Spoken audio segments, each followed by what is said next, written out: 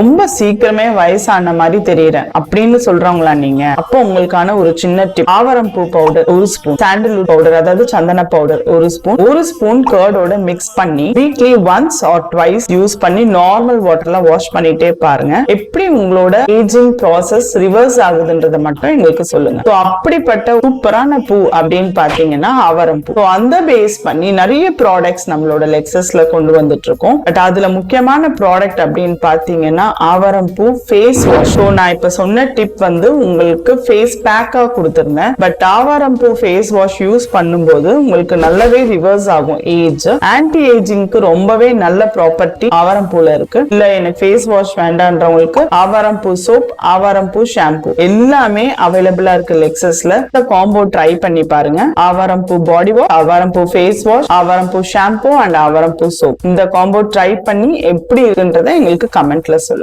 பகலெல்லாம் கருப்பாய் போக இரவெல்லாம் வெள்ளையாக என் வாழ்வில் ஏதே